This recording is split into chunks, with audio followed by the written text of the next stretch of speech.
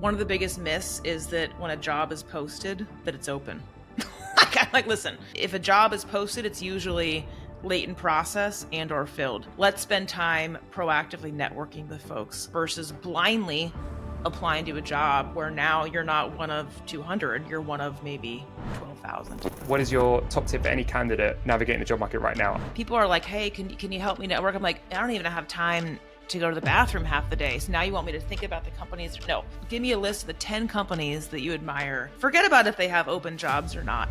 Now I can introduce you to 3 people at each of these companies. That is my top tip, is to have a point of view on the where, the who, the why before you start, and especially before you start asking for help. So you've obviously run many high-performing people teams. What do you kind of look for, I guess, when you are evaluating candidates in those high-performing teams?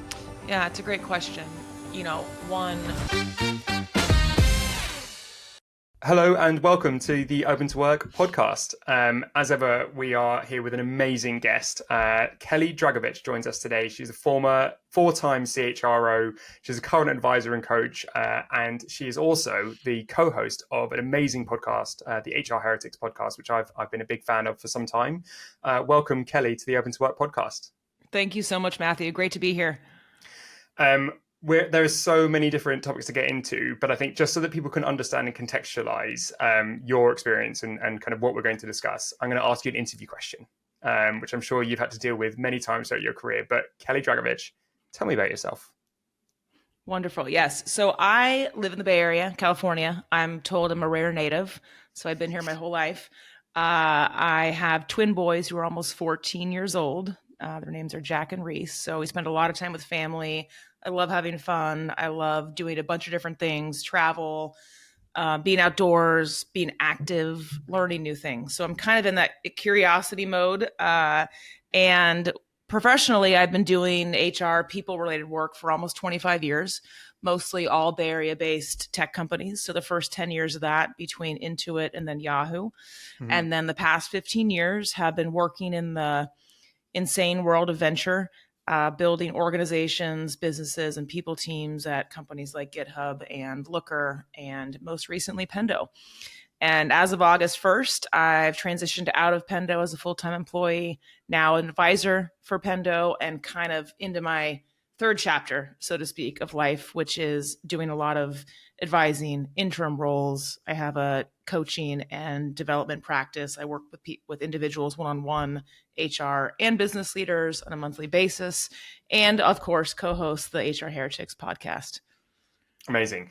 So you'll be very much in the driver's seat, I imagine, and almost be interviewing me. So let's see how it goes. Let's start off with, so obviously we're talking about the kind of world of candidates and supporting them in navigating this job search. And you've been the CHRO, Chief People Officer, for some of the kind of fastest growing companies in the world. Why don't we start with the basic? What does kind of a Chief People Officer or Chief HR Officer do? And what are you kind of typically held accountable to in your C-suite? Yeah, I get that question a lot. And, everyone probably answers it a bit differently. I love analogies. I speak in them a lot. It's how I make sense of the world. So I use the Jenga analogy a lot. If you played Jenga, the game where you build the tower. And that's how I view the job, right? You're building this tower with a C-suite, with a CEO. And the blocks I think about in 2 ways, business-related blocks and organizational, people, and culture-related blocks. So my job is to make sure that we are architecting the strongest, most durable tower between the business and the organization together as fast as possible without it toppling down. And I talk about that a lot with CEOs because, especially in earlier stage companies, right, Series A, B, even C, and venture, the goal is, right, more people, more money, more customers, more product. And that goes and goes and goes and goes. And a lot of times the people aspect of that gets ignored or deprioritized, right? Revenue, customers, product. If you're not careful, those business blocks can overpower. They will stack faster, and the foundation on the organization, culture, and people side, internal to that company, it will topple. So my job is to make sure, again, that we are smart, proactive, and we architect these things really well together without slowing down. you know? Hmm. And then the people function to do that, you have the general pillars that make up those cultural and organizational blocks, right? We have the recruiting side, we have the total rewards and operations side, we have the org development side of things, right? The HR business partners, et cetera. We have the diversity and equity, inclusion, belonging side. So these people pillars, as I call them, have to come together to help formulate the right Jenga block to architect in as the business grows. That's how I think about it in my head. Yeah, I love that analogy. And when you kind of look at the size and scale, just so I can get a sense, so what's the largest people team that you've overseen in the context of the business that you've been in? I think the largest in the end was Pendo. We scaled that team from about 8 people coming in to about 62 Hmm. at its peak. And I think large teams have pros and cons. I tend to be more of a lean type person, especially now with tech and AI and automation. I think I prefer not to have large teams if we can help it, and hire talent that are maximizers. So people that actually can do 2x or 3x the horsepower of work versus hiring 6 people and facilitating them. Hmm. And so you mentioned there that kind of often the business blocks out kind of build or kind of accelerate faster than potentially the people blocks. And I find that quite like a really interesting topic. I think Steve Jobs kind of once said famously, like, the best thing I ever built was the team at Apple. And when there's like so much documented about how impactful the team is that you're building and how essential people are in the context of a business, why do you perceive as kind of someone who's led these functions, why do you perceive that sometimes these functions are undervalued, or that investing in this sort of thing is undervalued? Yeah, look, I think I always talk to CEOs that the people, right, the culture, the vibe, and how your organization is getting stuff done is the one thing that you can't necessarily quantify on a P&L. You Hmm. can quantify headcount, you can quantify dollars, but that's not what we're talking about. We're talking about the quality of the individuals in the organization, how they're working together to get stuff done. And I really believe that is an invisible accelerator or a detractor on the P&L. I think that it is underestimated how much the people in your organization can help you make or lose money in the end.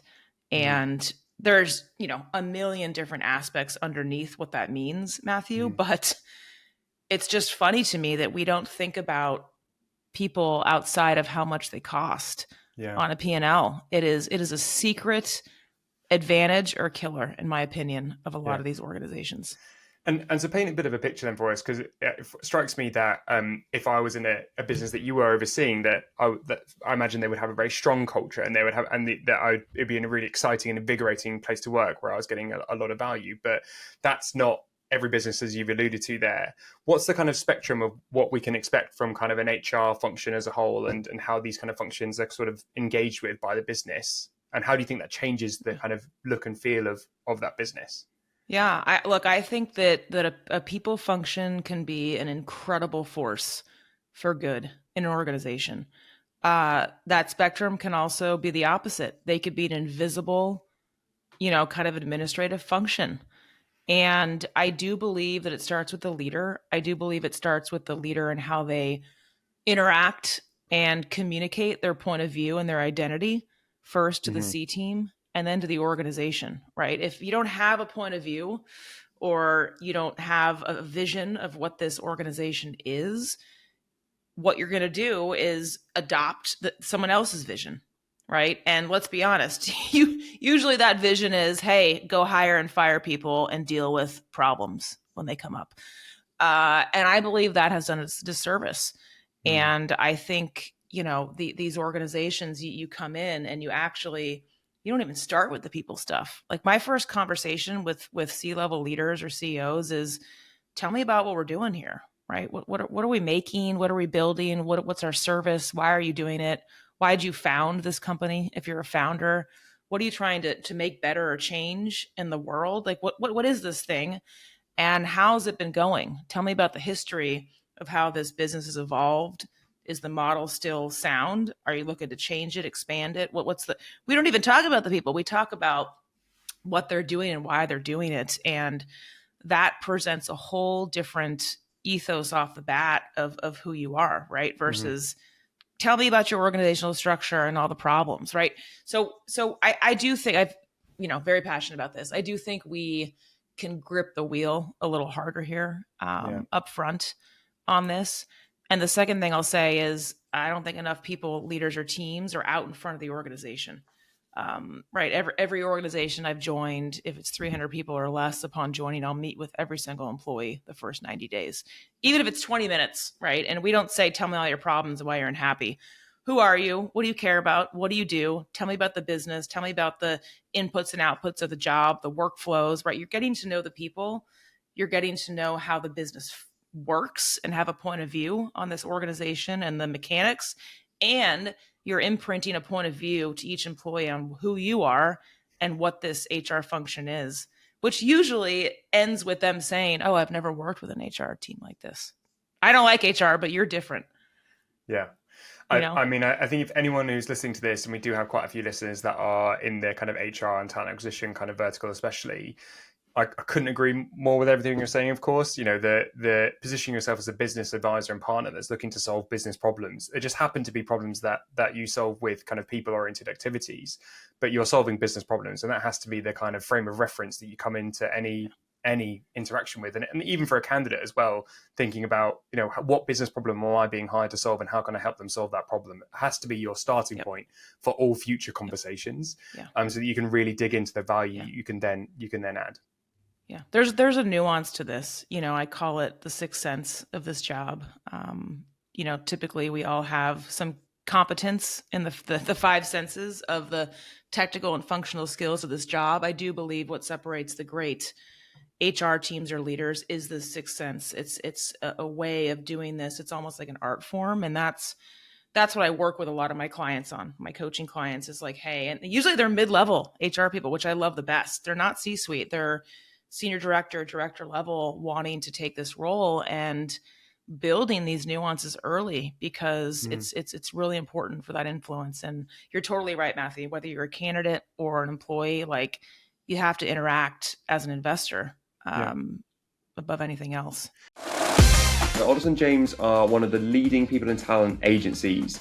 Since 2013, they've been responsible for over 1,000 people and talent hires, including one in a company that I used to work at. They helped me hire my head of technology TA. So I know the guys there pretty well. They've been responsible for scaling some of the most innovative companies in the UK and the EU. Also recently just launched in the US. So even folks in your neck of the woods now, James, can get involved for contingent, retained, and executive search. And they also now do embedded through AJX. So they can do it all. Yeah, and let's move towards maybe talking about the candidate in a bit more detail. So, the landscape of hiring has obviously changed significantly in hiring. And for the candidate especially, as someone who's kind of sat quote unquote at the kind of top of the tree and has sat in these in boardrooms, in C-suite conversations and talking with investors, what's their perception of what's happening on the candidate market right now, and what are the conversations that are happening as it relates to the hiring or growth or expansion or changing of the sizes of their team? Help our candidates understand what those kind of business level conversations are. Mm-hmm.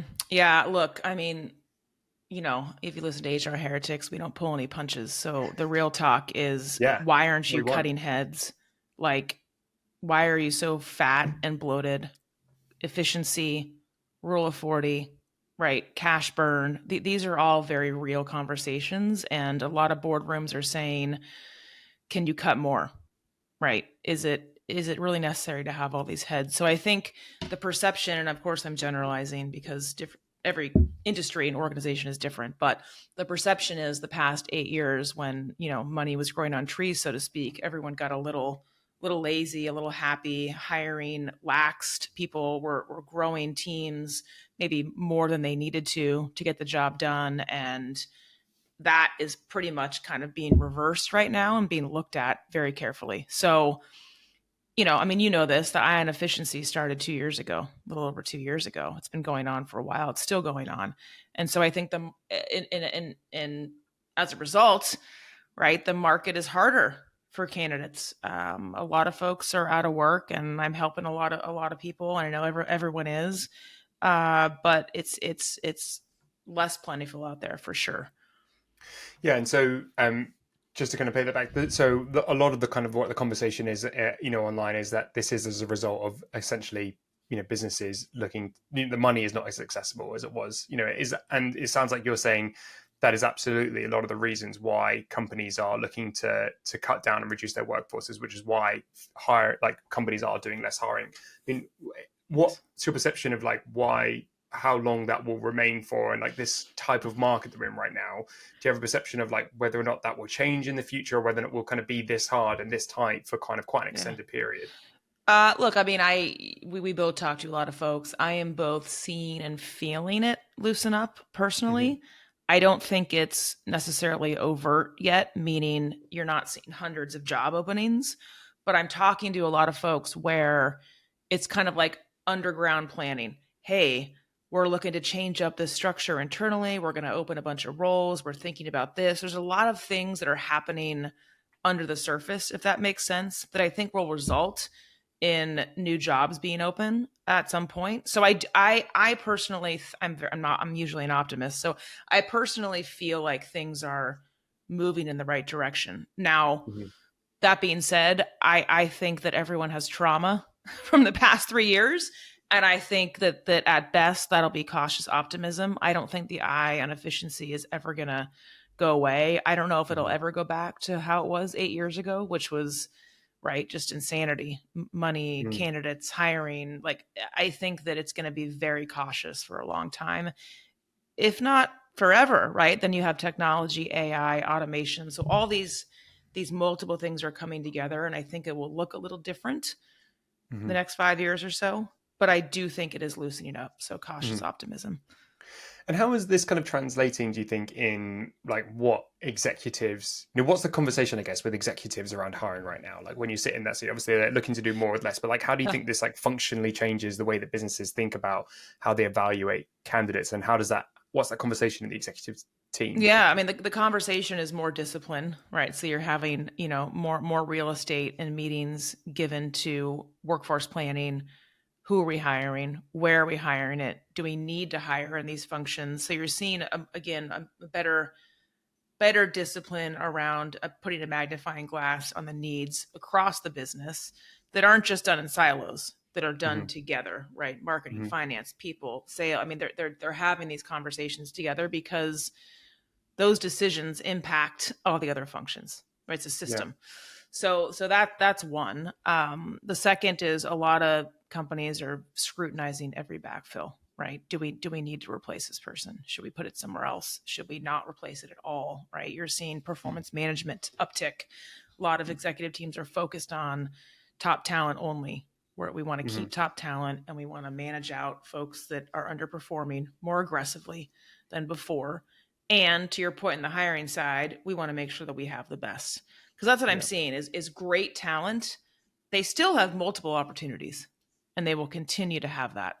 It's just the kind of the next tiers. It's going to be much harder in the coming years. Mm-hmm. I mean, with the view of not holding any punches, do you think that this kind of partly what this translates to is that there's a lot of people who are in jobs where they really shouldn't have been in those jobs in the first place? And do you think that, what's your... Yeah, and how do you think that will change, I guess, the hiring landscape moving forward? I mean, there is, the logical conclusion of these businesses were fat and weren't being performance managed is that people shouldn't have been, there's lots of people out there who shouldn't have been in those jobs in the first place. Yeah, look, I think the real deal here is that when money was fine, it masked a lot of stuff.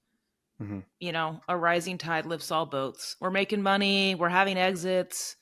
We're growing at 50% revenue year over year. Yay. I mean, when you're doing that, you're not spending enough time scrutinizing performance and people on the jobs, because overall performance is wonderful. Yeah. But when stuff goes bad and now you're growing at 15% year over year and you're burning a shit ton of cash, I mean, your board members are going to be like, who do you have? Do you need all these people? And so, and I think we've talked about this in HR Heretics a lot. The jarring part of that was how fast that pivot happened. I mean, I feel like I'll speak for even my own board meetings. Like, I feel like that pivot happened in a matter of weeks, not months. It was like hard right turn. And that was jarring for a lot of companies because it resulted in, performance-based rifts, layoffs, performance management. So yeah, look, I think, when times get hard and the water all flies out of the pool, you see who's wearing trunks or not and who's been disciplined. So I do think that mediocrity in performance was accepted and kind of just, looked the other way because of how great things were in the macro. That's what I think. We are delighted to be sponsored by Metaview. Metaview is the AI assistant for the interview process. Their AI records and transcribes hiring conversations like interviews, intakes, and debriefs, and then provides a perfectly summarized note of everything that was discussed. That means that you can focus on creating human connections with candidates during calls and save time on the busy work of cleaning up notes after every interview. I've spoken to so many recruiters and recruiting leaders who are loving using Metaview across their organizations. It's saving them time, but it also means that they have more data to make better decisions. So for every candidate and every pipeline, hiring teams can now make confident and informed decisions, and recruiters can finally take control of the interview process. The impact on candidate experience is also massive. Since recruiters don't have to worry about taking notes in the moment, they can really focus on being present and engaged with you. Forward-thinking recruiters at high-performing organizations like Brex, HelloFresh, and Quora are all leveling up their interviews with Metaview. So head on over to metaview.ai/open to work to get started for free on your first 5 calls. So you've obviously run many high-performing people teams through your years. What do you think are some of the kind of key traits of high-performing individuals that you work for, and what do you kind of look for, I guess, when you are evaluating candidates in those high-performing teams? Yeah, it's a great question. One, do they think like investors? Can they go toe-to-toe with business leaders? Do they have a point of view on what this business is? And right, one of my interview questions really quick is, do you know how this company makes money, builds product, and keeps customers? Like, you might not know everything about that, but based on the research and the things that you've read and hopefully done before this conversation, like what's your view on this business? And it's amazing how many times that doesn't come out, in crisp ways. So that's the first one is a point of view and an understanding and a strong foothold on how things work, because a good HR leader can't help or influence or go toe to toe with a business leader unless they know what's going on in their business. They just can't. They will write you off immediately, The second thing that I really look for is, can they think like a CPO? Do they have the EQ and the wherewithal to understand that things are outside of their own purview a lot of times, right? So we're very transparent in my leadership teams. Like, it's usually, here's all the information, here are the trade-offs, because sometimes you can see things just from the role that you're in and kind of not be happy or push back or whatnot. And so I tend to hire people that can think outside, think holistically. And that's akin to people I hire. I want them to be CPOs, right? I just work with them that way off the bat, as if they are a mini chief people officer versus an HRBP for tech or a comp person. So it's that kind of that more broader thinking versus I'm here to do a job and this and that. Yeah. I think we're going to translate that outside of HR. It's, the same as the first point is exactly the same, right? Like, do you understand the business and can you articulate the kind of challenges of the business and how it makes money? But then also, are you an owner? Are you going to look at this as that kind of owner of the business? And in lots of technology companies, you're given equity for that very reason. And I think that we've lost that connection of like, why are you given equity? It's so that you can look after the business with a lot of care. And that you can, when you're making money, you're investing your money as well. When you're using a dollar, are you thinking about how that dollar is going to be returned? Are you the founder of this business? Are you thinking with that mentality that every single dollar is precious? Or are you just looking after yourself? And I think that is, individuals that look after the business will also end up looking after themselves over time. I think candidates can do more to think about the problems that they're trying to solve for their business. Yeah. And that's why I work with a lot of folks now. And again, I love working with mid-level HR people because you can mold them a bit better. You can kind of build that from raw talent and raw tissue. And that's my goal, is to create more of us, because look what's happening. To your point, Matthew, a lot of people are putting business leaders in these jobs. Yeah. And now, I just put my foot in my mouth because we should all be business leaders. But I'm saying that a lot of people are taking CMOs, et cetera, and would rather put those people in the job than hire someone who's been a CPO for 5 years, so 7 years, because of that reason. So we have to shift this.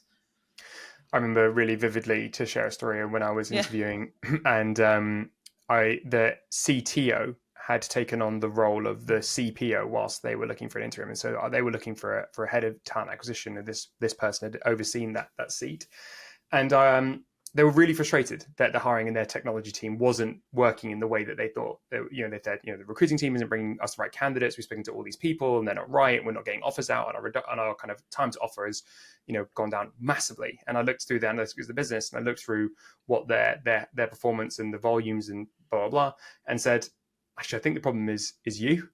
I think the problem is in your requirements and how you're setting them and how you're preparing, and do you understand like what's happening and I think that was, they would refuse to accept that it was possible that their business unit was and that he was causing the problem for this company's hiring, and ended up obviously being unsuccessful because there was an assumption there that they were right and that they knew how to hire and they knew how to build a people and technology organization that was better than what the expert who had been in this seat and who'd done this for over a decade, etc., could do. And I thought that was a really interesting moment that really spoke to kind of why we need people who understand what they're doing in some of these seats, and that going back to first principles isn't necessarily always the best idea, right? Like sometimes you need people who've seen the movie before. Yeah, and the ideal, I mean, that's a great story. I've had similar, and the ideal is that both people come to the table and they're like, I'm good at some stuff, I'm not good at some stuff. Let's put our minds together, and maybe you can help me be better at the stuff I'm not good at. So ideally it's those two coming together versus I'm the expert and you're not. And that's the other kind of nuance and sixth sense to this job, is relationships first, right? Again, our first meeting shouldn't be your hiring's broken, let's fix it, right? That's just right. Can you build that trust? Can you build that mutual respect? Can you build that human connection with someone?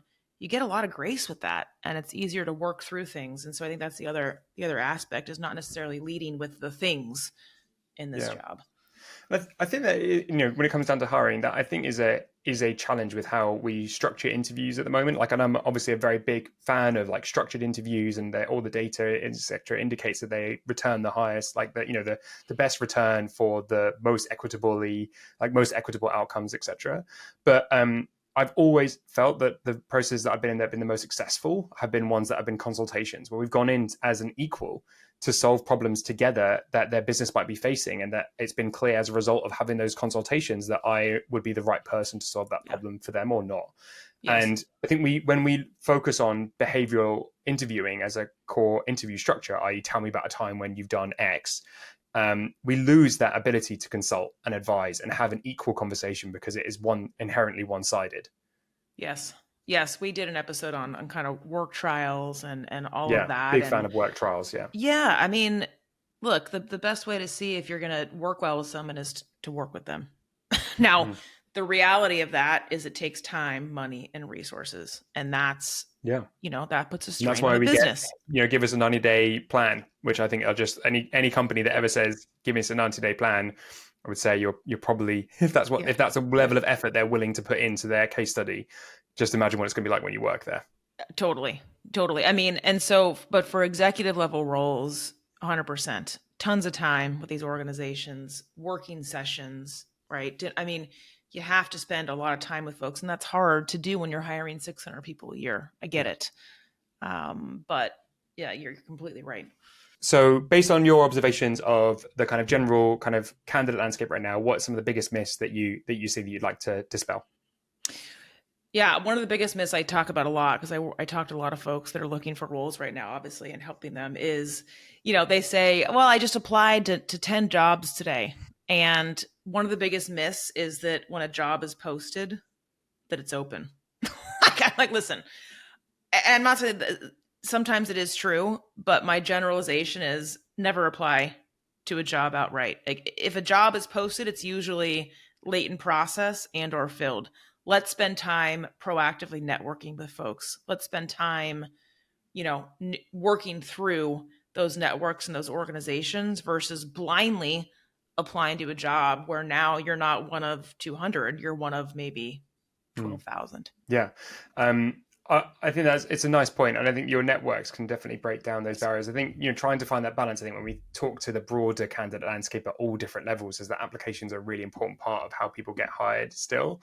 But that being said, the measurement of success of a day shouldn't be the number of applications you make. I see these LinkedIn posts that are like, I've applied for over 1,000 jobs. I'm like, how could you possibly have found 1,000 jobs that were right for you and applied for all of them like that? And with a great, and that's not the outcome you're measuring. You're measuring how many conversations can I build, how many networks can I engage with, and how many, those are the things that are valuable. Yeah. Every single time you see an application, it's an opportunity to hustle, to get to know someone, to get in front of them, to have the conversation, to go to the next stage, right? And you've got to be able to look, in that one application that you make, if you think it's right, you have to put everything you possibly can to get in front of that person. Right. In addition to the other networking activities that eventually I think will end up landing you your role. But just sending an application into the ether, it has a very low success rate. I would suggest. Yeah. That's the biggest myth I've seen right now, especially in this market. So yes, that networking. Yeah, I'm yet to meet someone who's just put an application in actually and just received and got a straight off interview that's ended up being successful. It's almost everyone I've spoken to has been like, I knew someone at the business who ended up having a warm introduction, and the nepotism is large and is rife. You need that sort of separate edge.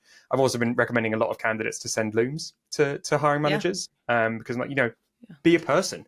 That you're at the moment, you're just a piece of paper.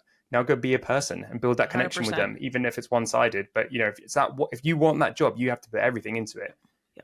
Yep. What's your top tip separately to that? What is your top tip for any candidate navigating the job market right now, other than networking? My top tip for candidates, because I talk to a lot of folks that need help, and my first question is, forget the networking, because of course, networking, it's very important. My first question is, what are you targeting? Who are your top companies and why? What kind of organization do you want to join? Either cultural or values? What size? What industry? Okay, great. You want to go into enterprise SaaS? Give me a list of the 10 companies that you admire that you would love to network with. Forget about if they have open jobs or not. And that is a tip that now I can help. People are like, hey, can you help me network? I'm like, I don't even know. I don't even have time to go to the bathroom half the day. So now you want me to think about the companies? No, you give me a list. Great. DocuSign, Stripe, this, that. Now I can introduce you to 3 people at each of these companies. And now you can ask those 3 people to introduce you to 4 other people. And now you can.